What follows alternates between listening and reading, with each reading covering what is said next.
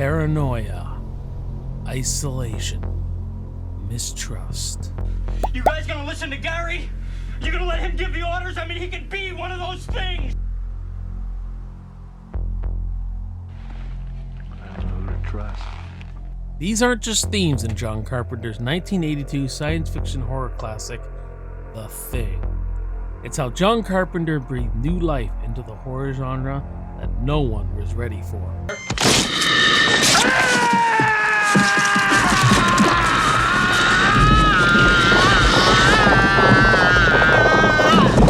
With groundbreaking practical effects, an unforgettable score, and some of the most tense performances in horror history, The Thing has carved a permanent place in the Horror Hall of Fame. But how does it hold up over 40 years later?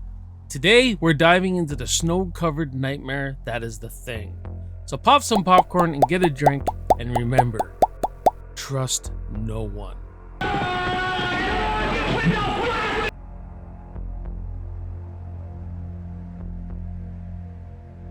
The Thing was released in 1982 and was directed by John Carpenter, starring Kurt Russell, Wilford, Brimley, and Keith David.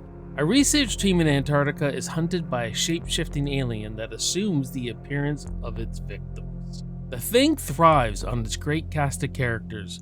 I really love the characters because not knowing much about them, you don't get all this exposition. I think if we got a lot of exposition on their backgrounds, who they are, and all that kind of stuff, I think it would bog down from the overall tension of this movie, because it's a fight for survival and seeing all this fear and paranoia just rip through this group. But they all feel like characters that would be in this outpost. They got a real blue collar, they're rugged, they kind of look rough, you know what I mean? These aren't like characters walking down a model runway. Set in a remote Antarctic research station, the story focuses on a group of 12 men, scientists, engineers, support staff, each distinct yet understated. There's a storm hitting us in 6 hours. We're gonna find out who's who. Kurt Russell's R.J. McCready stands out, the reluctant leader who steps up not because he wants to, but because the group needs someone. I mean, Kurt Russell is one of my favorites, and McCready is one of my favorite characters by him. He's this quiet, loner type leader who takes charge. He can be funny. He's got this really inner, quiet toughness. I laugh every time with the introduction of this character. He's playing chess with the computer, pouring himself a drink, and he loses the game. He's just like cheating bitch, and he throws the scotch into the hard drive. You know what I mean? It's just a classic character. I think the biggest thing I like about McCready is that sense of responsibility not to let this thing get out and go to a populated area.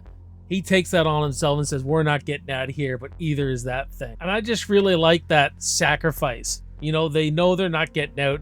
He takes charge. He says, this is not about us anymore. This is about the whole entire world. Love that about this character. You think that thing wanted to be an animal? No dog make it 1,000 miles to the coast. Wilford Brimley as Blair, another standout character. He's always back at the shadows, quiet, thinking. You know what I mean? He's the one who's really examining what this thing is, what the real concept of this thing is, what it can do, how it can imitate. And he descends into madness, or is it clarity, really? Because he really figures out what this thing is really trying to do. It wants to get off this rock, go into a populated area. You know what I mean? It only has one need, and it's to survive. And I think that's this. And Blair kind of figures all this out. And it freaking goes mad and loses it, right? It's quite chilling to watch, actually, when you're watching this character. And Keith David's Childs. His tension with McCready creates some of the film's most gripping moments. I mean it.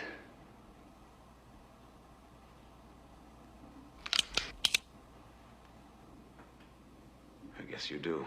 Each character has a role to play, and no one feels unneeded or wasted, all playing into a great narrative.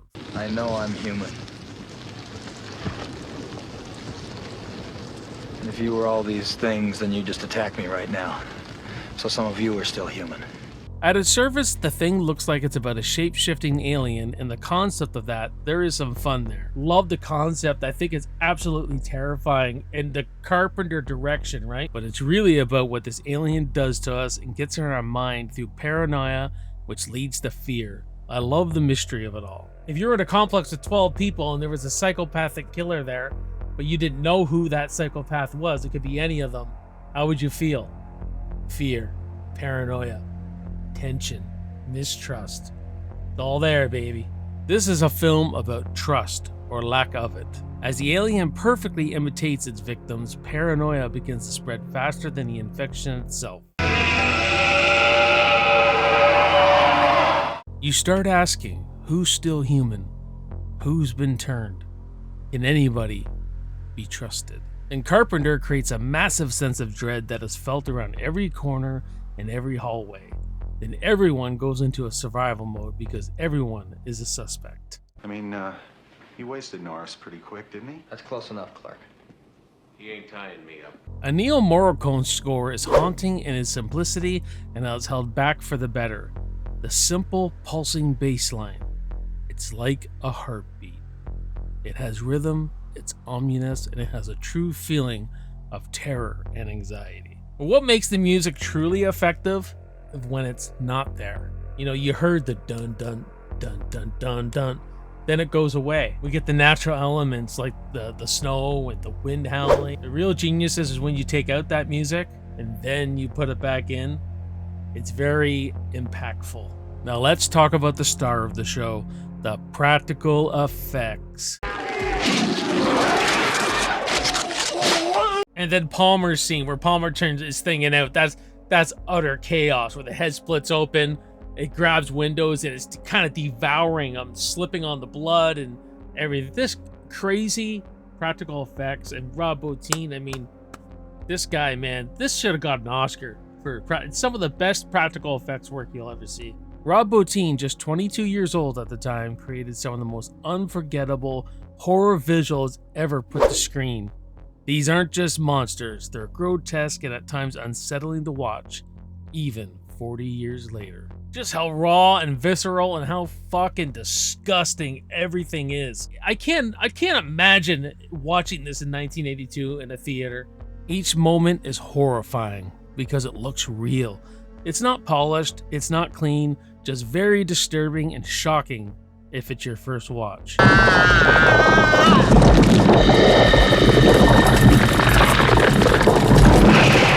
You didn't think it was Norris. I don't think most people didn't have a clue, right?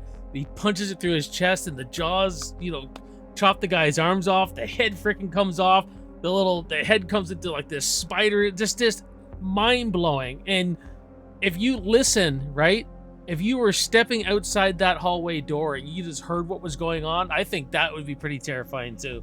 And decades later, these effects still hold up. Better than most CGI today.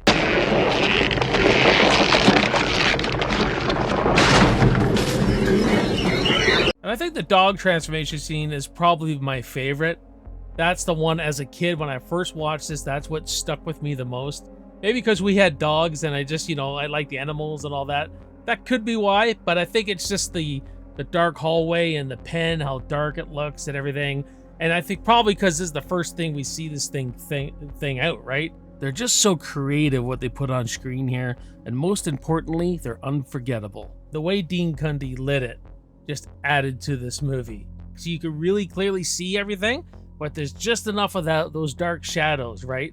To make it really pop and make it really feel real. I mean, this thing just devours people through tentacles, sharp jaws like teeth, you know what I mean? Assimilating just everything. A few films capture isolation like The Thing and create a really good sense of mood and atmosphere. And the Antarctic was a really great place to create real raw atmosphere. In many ways, it feels like a prison and not a camp, you know what I mean? Nothing more isolating than being on a mountain of snow. The endless snow, the bitter cold, the wind that never stops howling. Just 12 men who have to trust each other, and they can't. And that in itself is terrifying. Carpenter's direction leans into this atmosphere. Wide exterior shots contrast with tight, claustrophobic interiors. Long, slow pans down hallways build an unbearable tension. The way he shoots the camp with the dolly shots combined with great music and lighting makes the film the most beautiful exercise in mood and atmosphere. This place isn't just cold, it's dead. And the film makes sure you feel it. My God, what the hell happened here? And Carpenter's direction here too, man. I mean, you really got to pay attention. It really services many rewatches. Windows comes in to check on Bennings, right? And Bennings being assimilated by the thing. And before the camera cuts, you hear the keys drop. And when you get to the blood scene where they're trying to, all the blood, someone's been into the blood, the refrigerator with the blood in it. I mean, you remember, Windows dropped the keys. Who grabbed those keys? Aha, right? So what works? Honestly, almost everything. The cast, the tension, the effects, the sound design, the pacing. This is a masterclass in building suspense, and every scene is just layered with dread. But some people may nitpick. You know, some viewers may find characters a bit undeveloped. You don't get a deep emotional arcs. You don't learn much about their past. But I've seen this movie so many times. I grew up with this movie. So if I was watching this for the first time, you may not remember who's who. So it services many rewatches, because then you really start caring about the characters after you've seen it 50 times. You know what I mean? So it's hard for me to go back and remember it the first time. There are so many unforgettable scenes, but let's highlight a few. The blood test scene, one of the most nerve-wracking moments in horror history. No music, no jump scare setup, just raw, pure tension pushed to the brink.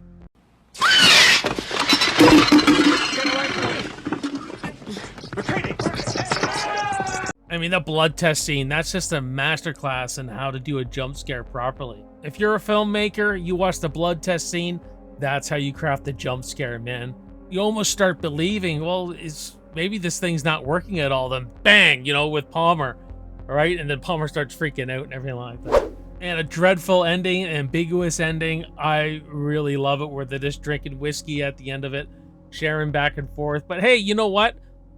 Carpenter leaves something in here that it's really obvious after you know it, and you know what to look for now. Kurt Russell is breathing. You see the ice and the cold coming off his breath. Childs is not. There's no breath coming after Childs. Carpenter has said, you know, I thought I made it quite obvious. But for some reason, when you've watched it so many times, you just don't pick up on it because you keep seeing Kurt Russell breathe. You're not really noticing Childs. But then, when Childs takes the bottle from him, accepts the drink, that's where Kurt Russell, I think, kind of knows, because he does the smile. You wouldn't have took the drink if you thought I was the thing, kind of thing. So, beautiful ending. Beautiful ending, man. When it was first released in 1982, The Thing was a box office disappointment. Critics panned it, audiences were turned off it by its bleak tone and gruesome effects. It was a time where everybody wanted something cute and cuddly, like E.T., but over time it found its audience, and today it's considered a masterpiece. A slow burn horror film that combines existential dread with some of the best creature effects ever filmed. If you haven't seen it or haven't seen it in a while, now's the time. And what John Carpenter put on display here, we weren't ready for, and frankly, I don't think anybody wanted at that time. But it has found its fans, man. I don't know any soul in this world that I've met that doesn't like The Thing, and that's the honest truth. So on your next Saturday night movie watch and you're in the mood for a gruesome creature feature, then look no further than The Thing. Just don't watch it alone. I'm going to give The Thing from 1982 an A. Thanks for watching. If you like this deep dive, then give it a like, subscribe for more horror movie reviews, and let me know in the comments, who do you think was infected at the end? Let's have a good discussion about The Thing and let me know all your thoughts. My name is Jason. You have been watching Backtrack Cinema. I'll see you next time, and I'll see you in the movies. Cheers.